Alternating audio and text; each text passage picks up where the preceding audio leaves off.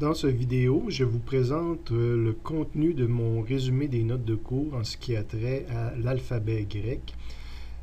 Je profite de l'occasion pour vous montrer comment utiliser le fichier résumé-formule.pdf que vous pouvez retracer sur physique.redirectme.net. Après l'avoir téléchargé et ouvert, le fichier apparaît comme ça. Je vais vous inviter toujours, quand vous cherchez quelque chose, à ouvrir les signets. Prendre note aussi que dans les prochaines vidéos, quand vous voyez que mes écrans sont de couleur, c'est justement pour indiquer, quand on n'est pas sur fond blanc, que je suis présentement en train de fouiller dans les résumés. Pour l'alphabet grec, il faut être conscient qu'on va chercher dans des notions générales. L'alphabet grec peut servir dans n'importe quelle partie de la physique.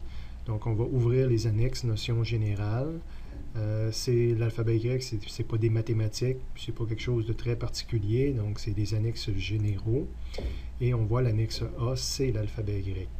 Si je clique dessus, je vais sauter directement à l'annexe A. Tous mes résumés portent toujours sur 2 pages. Si jamais je me bascule en mode 2 pages, on voit là que l'annexe A, l'alphabet grec, j'ai des informations qui tiennent sur 2 pages. Prendre note qu'à chaque fois que je vais être dans les résumés des notes de cours, dans les parties annexes, le fond de l'écran va être en vert. Prendre note que l'annexe A de mes notes de cours, l'alphabet grec, correspond à l'annexe G1 dans le livre de Séguin. Dans n'importe quel des 3 livres de Séguin, si on va à l'annexe G1, on va trouver l'équivalent de ce que j'ai mis ici dans mon résumé. Quoique mon résumé a quelque chose d'intéressant à la 2e page pour l'utilisation des ordinateurs. Donc, qu'est-ce que j'ai sur la première page de résumé? C'est notre alphabet grec avec le nom français officiel, comment dessiner la lettre en grec, la lettre équivalente en minuscule et la lettre équivalente en grec en majuscule.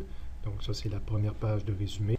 La 2e page de résumé, un petit outil intéressant, c'est le clavier de votre ordinateur. Donc, comment obtenir les lettres des fois en transformant notre police. Donc, si vous choisissez la police symbole ou encore la police SegoPrint et que vous tapez un Q, vous allez obtenir la lettre grecque θ. Donc, ça peut être utile des fois quand on a une rédaction à faire.